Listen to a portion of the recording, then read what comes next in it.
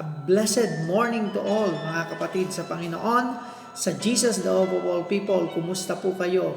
And I hope na nandiyan po kayo sa ganyang kalagayan ngayon at pinapalakas kayo ng Panginoon at nananatili yung pag-asa na meron tayo sa Panginoong Hesus. Ito po yung ikalawang araw natin ng pag-bubulay-bulay po ng salita ng Diyos. At mamaya po sasamahan po natin ito, sasahugan natin ng panalangin na yung mga nais nating dalangin sa Panginoon. Mamaya po ako'y nanalangin, sabayan po ninyo ako mga kapatid.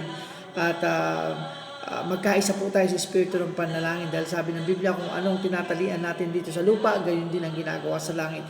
Kaya mamaya po pagkatapos po ng maigsing pagbubulay-bulay ng salita ng Diyos, ako po'y mananalangin, sumabay po kayo sa panalangin mga kapatid. Kaya sa umagang ito, ikalawang umaga ng pagbubulay-bulay ng salita ng Diyos. Ang ating pong teksto ay pag-uusapan at pagbubulay-bulayan ay nasa 2 Corinthians chapter 4 verse 16. Sa English na salin, ganito po ang sinasabi, "Therefore we do not lose heart, though outwardly we are wasting away, yet inwardly we are being renewed day by day." Can you say it again? Sabayan po ninyo, we are renewed day by day. Sa Tagalog, sabi po, kaya't hindi kami nasisiraan ng loob. Kahit na umihina ang aming katawang lupa, patuloy namang pinalalakas ang aming espiritu araw-araw. Purihin ang salita ng Diyos. Bago po tayo magsimula, samahan po ninyo ako sa isang maigsing panalangin. Tayo po pumikit at taos puso tayong lumapit sa Panginoon. Ama naming banal, marami pong salamat sa umagang ito sa pagkakataon na pinagkaloob mo po sa amin upang pagbulay-bulayan na muli ang iyong mga salita. Sa oras na ito, Panginoong Diyos, ang iyong Espiritu ang sumama sa amin, Panginoong Diyos. Pagamat magkakahiwalay kami sa oras na ito, bigyan mo kami ng kaisahan sa Espiritu at ang iyong banal na Espiritu, Panginoong Diyos, ang tumimo at mahusap sa puso ng bawat isa sa amin sa oras na ito. Ang iyong mga salita, Panginoon, ang iyong banal na Espiritu din ang tunay na maging tagapagsalita namin, tagapagturo. Lord, gamitin mo ang iyong lingkod bilang isang abang instrumento, Panginoong Diyos, at itago mo ako sa iyong likuran. Marami pong salamat sa pangalan ng Panginoong Hesus. Amen and amen. Amen. Praise God. A blessed morning again, mga kapatid. Napakaganda po nitong ating teksto sapagkat ito po'y sinulat ni Apostol Pablo sa mga taga-Korinto, mga kapatid ko. At dito inilarawan ni Apostol Pablo yung dapat nating maging tamang perspektibo o pananaw sa isang buhay Kristiyano. At hindi lang basta buhay Kristiyano, sa isang matagumpay na pamumuhay Kristiyano. Alam niyo po, ang Apostol Pablo ay may kakaibang pananaw, perspective, pag tinabi natin at pinag-usapan natin yung salitang victorious Christian life. Malayong-malayo po ito sa klase ng pananaw o pangunawa ng mga maraming mananampalataya sa panahon na to. Okay? Kapag po nagbigay tayo ng konti pang panahon upang basahin, mga kapatid, yung mga talatang ito at yung mga iba pang kasamang naisulat ni Apostol Pablo sa mga taga-Korinto sa 2 Corinthians, magugulat tayo, malaking-malaki at malayong-malayo yung kanyang banal na pananaw sa pananaw ng maraming Kristiyano patungkol sa kung ano ang tunay na kahulugan ng isang matagumpay na pamumuhay Kristiyano. Okay? Sabi nga, Paul knew that his body will extremely suffer for wanting to serve Jesus. Ito po yun. Sabi ng scholar na ito, alam ni Pablo na sa pagsunod niya sa Panginoong Hesus ay malalagay sa hindi magandang kalagayan ng kanyang, hindi lang kanyang isip, hindi lang kanyang puso, maging kanyang physical na katawan. And yet, mga kapatid ko, tanggap niya Apostol Pablo yun, kaya nga po naisulat niya sa kanyang sulat sa mga taga-Korinto, yung verse 16, na sabi niya, "Therefore we do not lose heart." Sabi niya, hindi kami nasisiraan ng loob, magkagayon man, hindi kami nasisiraan ng loob. Alam namin sa aming panlabas na buhay, physical na buhay, kami yung ting-ting parang nabubulok o nasisira itong physical na katawan na to. Subalit ang aming kalooban ay laging pinatatatag, tumatatag sa araw-araw dahil yung pag-asa na meron sa Panginoong Hesus. Ano pong katotohanan na pwede nating matutunan sa isang matagumpay na pamumuhay Kristiyano ayon sa mga talatang ito o sa talatang ito na binanggit ng Apostol Pablo? Let me give you, mga kapatid ko, about the principle of Paul in living a Christian life. First, mga kapatid, in living a Christian victorious life, we must expect to experience life the same way as Christ experienced it. The same way as Christ lived it. Now, ang tanong po natin, Paano naranasan ni Jesus ang buhay sa mundong ito? Okay? The truth of the matter, the Lord Jesus experienced the fullness of life while He was on earth. Habang nandito po siya sa lupa, naranasan ng Panginoong Jesus ang kabuuan ng buhay bilang isang tao. Pero ang ibig sabihin po noon, di ibig sabihin po noon, mga kapatid ko, nung siya'y nabuhay sa mundong ito, nagkatawang tao siya, nakipanahan sa atin, hindi po ibig sabihin na ligtas na siya at freed na siya sa anumang suffering, sa anumang persecution o anumang sorrow, mga kapatid ko. Sa katunayan, ang Biblia mismo ang naglarawan sa atin na yung buhay ng Panginoong Hesus nung nandito siya sa lupa ay punong-puno ng suffering, punong-puno ng kasakitan ng kalooban. Why? Because He was rejected from time to time and despised by many and even His closest friends. At alam natin yan, even nung time na siya ulihin na, even na time na siya, mga kapatid, ay nililitis na, at even in the time na siya ay nakapako na sa krus ng Kalbaryo, mga kapatid ko, yung kanyang mga alagad, yung kanyang mga tagasunod ay nagtakbuhan, nagsilayuan sa kanya, wanting na natakot sila na sila'y madamay at mapahirapan din katulad ng Panginoong Hesus. Even in the book of John, nung harapin niya, maraming alagad o maraming tagasunod niya, at sabi niya, sumusunod lamang kayo sa akin dahil nabubusog kayo. And yet, mga kapatid ko, nung sila'y magdamdam sa mga pangungusap na yun ng Panginoong Hesus, tumalikod sila sa Panginoong Hesus. Kaya hinarap ng Panginoong Hesus yung 12. At sabi niya, iniwan na nila ako, kayo rin ba iiwan ninyo ako? You see, yung damdamin na yun, mga kapatid ko, na after all those days, all those years, mga kapatid, na sila'y dinadamayan, pinagmalasakitan, ginawan ng himala, pinakain ng Panginoong Hesus, pinadama niya ang pag-ibig ng Ama sa kanila, and yet sa isang iglap lang, tinalikuran siya ng lahat. How painful it was, mga kapatid ko, na even sa buhay natin, kapag tayo nakakaranas ng ganong karanasan, na tayo tinatalikuran, na tayo nahihirapan, na tayo nagdurusa sa buhay nito, kung minsan, mga kapatid, nasasabi natin na napakapait naman ng buhay para sa atin. And the truth of the matter, bago pa natin naranasan yon, let me tell you, mga kapatid ko, let me tell you, na naranasan na yon ng lubos ng Panginoong Hesus. Siya'y pinagkanulo, siya'y sinaktan, siya'y tinalikuran, siya'y trinaydor, lahat ng masakit na pangyayari na pwedeng maranasan ng isang taong katulad natin nung ang Panginoong Hesus ay nasa katawang tao pa, ito'y kanyang naranasan, mga kapatid ko. So napakahirap. Kaya si Apostol Pablo, katulad ng ating Panginoong Hesus, nung siya'y kumilala, nung siya'y sumunod sa Panginoong Hesus bilang kanyang alagad, bilang isang apostol, inihanda na at alam na ng Apostol Pablo na kailangan niyang maranasan ang klase ng buhay na naranasan ng Panginoong Hesus upang siya din ay magkaroon ng karanasan, tunay na karanasan ng isang matagumpay na buhay Kristiyano. Kaya nga po, mga kapatid ko, alam nyo, sa nagyayaring ito sa atin, sa pinagdaraanan natin ngayon, maaaring iba sa atin, marami pang makakain. May mga stocks pa kayo, may pagkain pa kayo, may pambili pa kayo ng pagkain. Pero yung iba din sa atin, mga kapatid, there's so much worry, there's so much frustration in their hearts right now. Excuse me po. Dahil, mga kapatid ko, wala naman lang tayong pagkukunan ng mabibiling pagkain, na maimbak na pagkain para sa umhaba man ng krisis na to ay makasurvive tayo. Yet, dagdag pa dito ang karanasan na baka mamaya lang o bukas lang ay makaranas din tayo ng pag-uusig sa ating paligid, sa ating kapwa-tao, sa ating mga mahal sa buhay. Kung magkagayon, mga kapatid ko, yung karanasan na ito ay ikagalak mo. Ika-hallelujah mo. Ika-praise the Lord mo. Sapagkat inahayaan ka ng Diyos na dumaan sa isang karanasan sa buhay mo bilang tao at sa buhay mo bilang isang Kristiyano, na maranasan mo ang tunay na buhay matagumpay sa piling ng Panginoong Hesus. Isang matagumpay na buhay Kristiyano. Kaya nga kung inaasam natin ang isang buhay na matagumpay sa piling ng Panginoong Hesus, dapat maranasan din natin ma-identify natin ang ating sarili sa klase ng karanasan na naranasan ng Panginoong Hesus sa buhay na ito.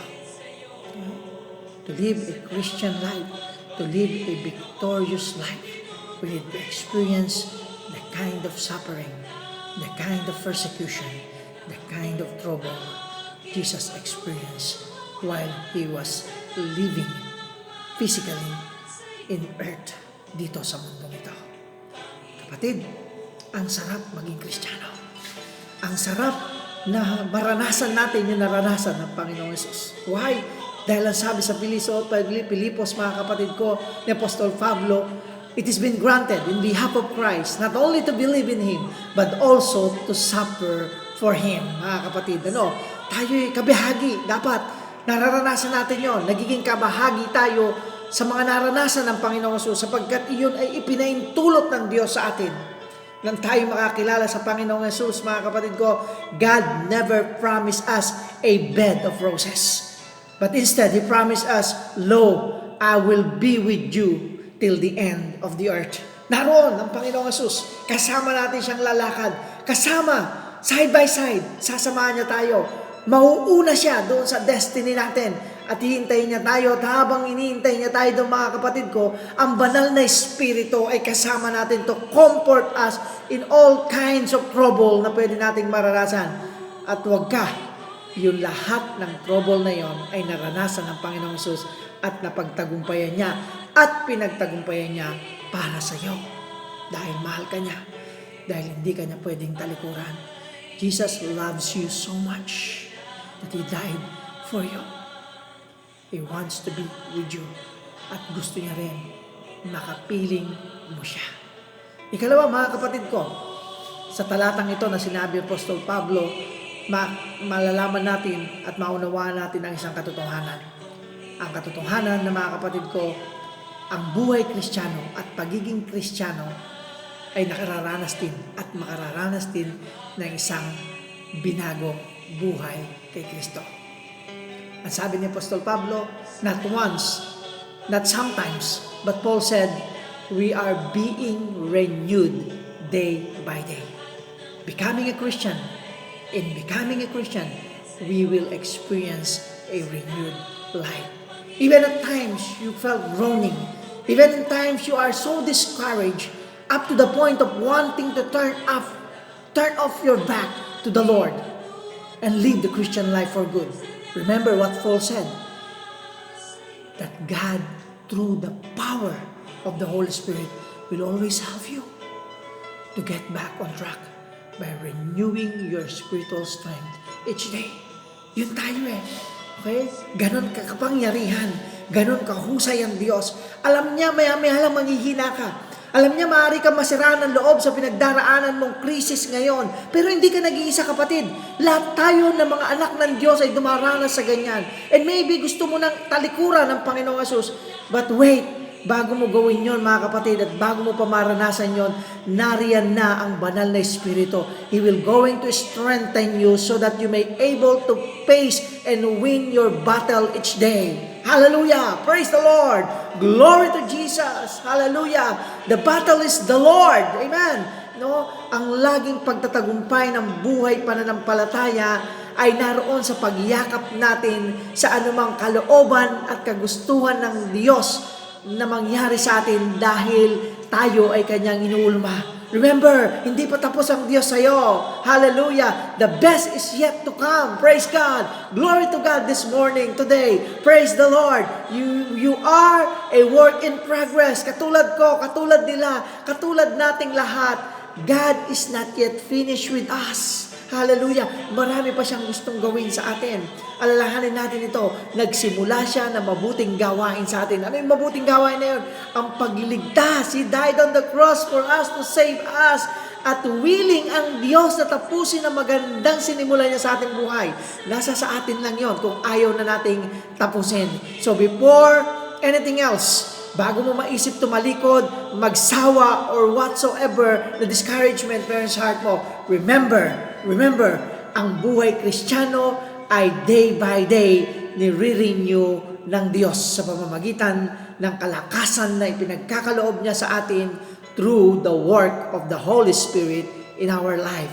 Kaya kapatid, sa umagang ito, let me encourage you. Let the Word of God give you strength, enough strength to carry on, to face the day today. Hallelujah! Praise God! Purihin ang Panginoon. Now, let me do the favor, mga kapatid ko, praying for you this morning. At habang nananalangin ako, please, sumabay ka. Idaing mo sa Panginoon ang iyong kalagayan at hindi Kanya pababayaan. Remember, mga kapatid ko, panlabas lang tayo, nasisira, nangihina, mga kapatid. Pero sa mga ganitong kalagayan, sa mga pagsubok, suffering, and persecution, mga kapatid, the more na nakararanas ang Kristiyanong yan, ikaw yon, tayo yon, mga kapatid, ay lalo naman tayong lumalakas sa loob, mga kapatid ko. Praise God, purihin ang Panginoon, datnan ka ng pagpapala niya, ng kalakasan niya sa umagang ito. Be blessed, be full in the Lord. Hallelujah. Let's pray. Samahan ninyo ako manalangin. Amang banal, marami pong salamat sa umagang ito, Panginoon. It is true, O Lord God, ang sinabi Apostol Pablo, Panginoon. Hallelujah, Jesus, na Panginoong Diyos. Hallelujah. We do not lose heart, though outwardly we are wasting away, yet inwardly, through your Holy Spirit, through your strength, O Lord God, we are being renewed day by day. Panginoong Diyos, marami pong salamat. Ang lahat po ng nanonood ngayon, Panginoong Diyos, ang lahat po na nakikinig sa iyong mga salita ng iyong mga anak, Panginoon, sa Jesus the Hope of All People, at sa iba pa, Panginoon, na makakarating, Panginoon, ang video message na ito, ang Word of God, Panginoong Diyos, ang pagbubulay-bulay namin ng iyong mga salita, ay datnan din sila ng kalakasan na nanggagaling sa inyo. Renew them, O Lord God, day by day, Panginoon. At ang mga nadi-discourage at gusto nang tumalikod, Panginoong Diyos, Lord, help them, reach them out, Panginoong Diyos, ang iyong kalakasan, O Lord God. Hallelujah. Preserve them, Lord God, for your glory, O Jesus. Lord, sa umagang ito, Panginoon, dalangin namin sa iyo yung aming kalagayang personal, Panginoon. Patuloy kami nagpapaproteksyon at nagpapabalot sa banal na dugo ng aming Panginoon Jesus. At patuloy namin dinideklara, Panginoon, sa pangalan ng Panginoong Hesus, ng aming buong sambahayan, Panginoon, ay patuloy, Panginoon, na magiging protected and covered by the blood of Jesus sa nangyayaring krisis na ito, Panginoon, sa mapapasalot na virus na ito na corona, Lord. Lord, dinideklara namin, Panginoong Diyos, at winawasak namin sa pangalan ng Panginoong Hesus ang gawa ng diablo sa pamamagitan ng virus na to, Panginoong Diyos. At patuloy namin dinadalangin sa iyo, Panginoon, ang lahat po ng mga mananampalataya sa lugar namin, sa dinalupihan, sa buong Bataan, sa buong Central Luzon, sa buong Pilipinas, sa buong mundo, Panginoong Diyos, that somehow, Lord God, they have this kind of fear na baka sila, Panginoon, maapektuhan, madamay, malagay sa malubhang karamdaman. Right now, Lord God, strengthen them and comfort them and give them an assurance through your words, O Lord God, na Panginoong Diyos, hindi mo sila pababayaan, Panginoon, at hindi sila kayang igupo, Panginoong Diyos, ng virus na ito, Panginoong Diyos, dahil higit na makapangyarihan ang pangalan mo, Panginoong Jesus, higit na makapangyarihan ang nasa sa amin bilang yung mga anak, kesa sa nasa mundong ito, Panginoong Diyos. Ang virus na to, ang coronavirus na to, Panginoon, nasa sa mundo siya, Panginoon, wala siya sa amin, dahil ang meron kami, Panginoong Diyos, ikaw, Panginoong Jesus, ang iyong banal na Espiritu, kami templo ng banal mong Espiritu, Panginoong Diyos. Oh Lord God, at ang nananahan sa amin na iyong Espiritu, oh Lord. Oh Jesus, hallelujah, puspusin mo po kami ng iyong kapangyarihan sa araw na ito, Panginoon. Lord, patuloy kaming maging progressive, Panginoong Diyos. Hallelujah, Jesus. Maging productive, Panginoon, shall I say, oh Lord. Hallelujah. At patuloy, Panginoong Diyos, ang aming pagsisikap upang ikaw, Panginoon, ay malugod namin, mapaglingkuran ka namin, Panginoon. Hallelujah, Diyos. Oh, hallelujah, Panginoong Diyos. Hallelujah. Marami pong salamat sa umagang ito, Panginoon. Lord, makaranas na kagalingan ang mga kapatid namin na nakikinig, nanunood, Panginoon, sa iyong mensahe sa umagang ito. Makaranas, Panginoon, ng pagpapala, Panginoong Diyos, financial blessing, Lord God, ang lahat ng iyong mga anak sa umagang ito. Mabuksan ang durungawan ng langit, Panginoon. At Lord God, maibuhos sa amin ang sagana, siksik, liglig na umaapaw mong pagpapala. We declare in the name of Jesus, Panginoong Diyos, na walang isa mang magugutuman sa amin. Pupunuin mo, Panginoong Diyos, ang aming pagkainan sa araw-araw. pagpapalain mo ang gawa ng aming mga kamay. Salamat po. Patuloy, Panginoon, na linisin mo ang aming buhay. Ipatawad ang aming mga kasalanan. At patuloy kami makalakad sa iyong kabanalan at katuwiran, O Diyos. Hallelujah. Kapatid, maranasan mong kapayapaan ng Diyos sa umagang ito. Ang pag-ibig ng Ama, ang pagliligtas ng Anak, at ang patuloy na pakikipisan ng banal na Espiritu ay lagi mong maranasan. Mabuhay ka na mapayapa at panatag sa piling ng Panginoon para sa araw na ito.